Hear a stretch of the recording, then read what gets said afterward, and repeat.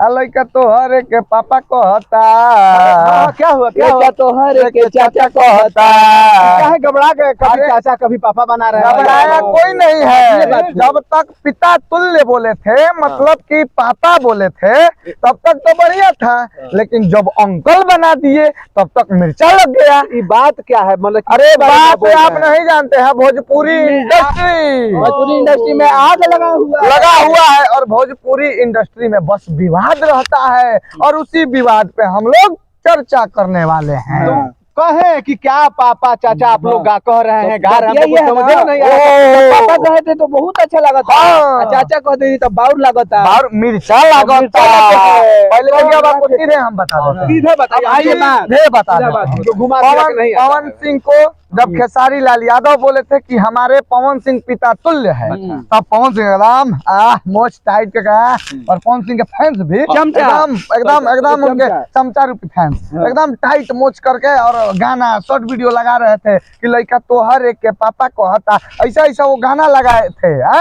और उसके बाद जब चाचा बोल दिए पवन सिंह को, खेसारी लाल यादव, कि पवन सिंह तो अब अंकल टाइप के लगते हैं, और वो भी बोले बेचारे कि मजाक में हम बोले हैं, मजाक टाइप में, इसको मजाक में ले रहा है। तो अब आ गए इनके फैंस और पवन सिंह आके गरमा के स्टेज पर बोल रहे हैं अभी बोलत नहीं कि हम, लेकिन बोल दे ना। वही बोल रहे हैं सौरिया वाला भी बतावा।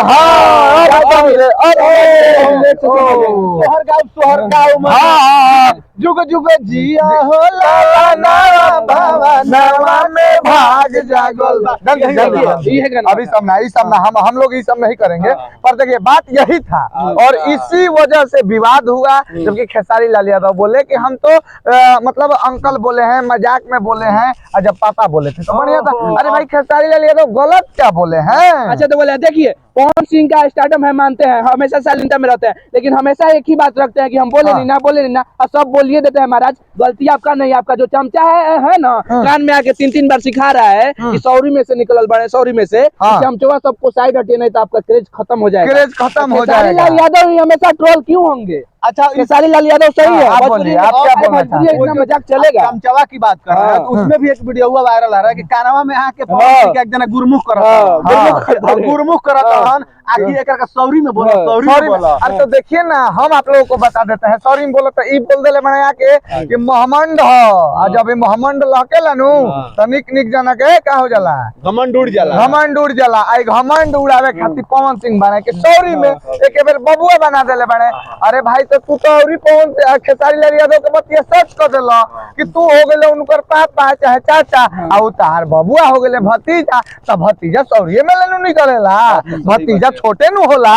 अब भतीजा के कबो आई तो कबो चाचा पापा केहू के रही हन, अपन भतीजा खातिर, अपना बेटा खातिर सोची हन कि सोहर गवाओ, गीत गवाओ, खुशी मनो एकदम। सौरी में से हमार बबुआ निकलल बने। अरे तो तू औरी खेसारी लाल के बतिया सच कर देला। आई में देखी खेसारी लाल यादव के गलत जब रहेलन तो हमनियों के गलत मानी न जा, लेकिन ए में खेसारी लाल यादव सही बनन। उहे से बनन तू मजाक में ही बात बोलले बनन। आ जब पापा कहइबो त ठीक बा, आ जब अंकल टाइप कहइबो त मरचा लागता, वो मजाक में कहत रह। तो आप लोग गाना गा रहे थे का? हाँ, इसीलिए गाना गा रहे थे हम लोग। अब आप समझे, बड़ी लेट से समझ रहे हैं। क्या करें महाराज, भोजपुरी का जो माथा पेची है ना, दिमाग खराब करके रखा है। दिमाग से आपका बाहर है, आपके कपड़ा के ऊपर का बात ठीक है, लेकिन जो आगे पीछे जो चमचुआ है ना चाटने वाला दोनों ओर का, ये भोजपुरी में हमेशा आग लगा है। भोजपुरी को 3-3 बार भोजपुरी बना दिया, विवादित भोजपुरी बना दिया है, एक भारत बना दिया है, एक पाकिस्तान बना दिया। देखिए आपको बता दें कि बस पवन सिंह के अगल बगल चमचा नहीं है, खेसारी लाल यादव के भी अगल बगल चमचा है।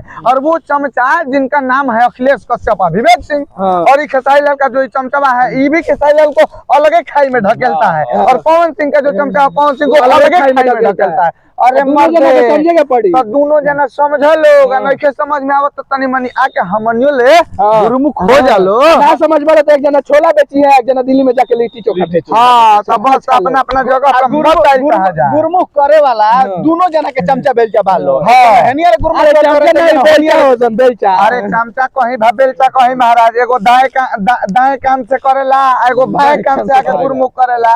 आई बस गुरुमुख माने तनी लोग अपना महामंडवा में का भरल बा, अपना महामंडवा में ना बुझाला कुछ ऐसा करी जो नाम होखो, भोजपुरी के नाम आगा जाओ, भोजपुरी और ऊपर जाओ। अपना मोहम्मद ले तनी काम करो जा महाराज बुझाई ई कुल थोड़े बुझाई हाँ। भोजपुरी में जतना विवाद करी लो ओ तने माल कमाई लो माल का ओ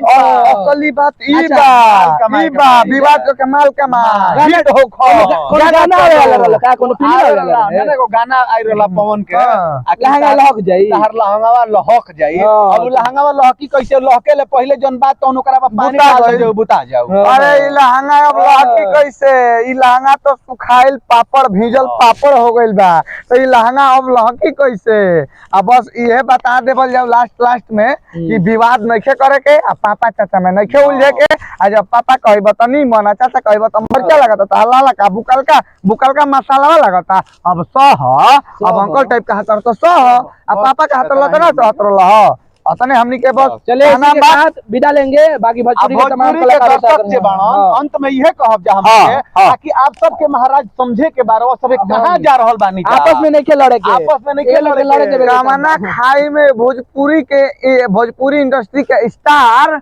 रउआ सबके कमना खाई में ले जातरन जा ई सब रउआ के समझे के जरूरत बा आ समझी आ जाति पार्टी के नाम पे मत भड़की आ स्टार जाति के नाम पे मत चुनी जे बढ़िया बा ओकरा के चुनी स्टार हवा हाँ। हई फलानावा स्टार हवा ए, बंद करी महाराज। तई बाबनाव स्टार हवा ई सब ना ई सब रउआ सब मत करी जा आ चुनी जा बढ़िया कलाकार चुनी जा रउआ लोग और अच्छा बढ़िया गाना चुनी के जा आनंद अच्छा ले जा। गाना के सपोर्ट करी जा बहुत बहुत धन्यवाद जय भोजपुरी जय भोजपुरी।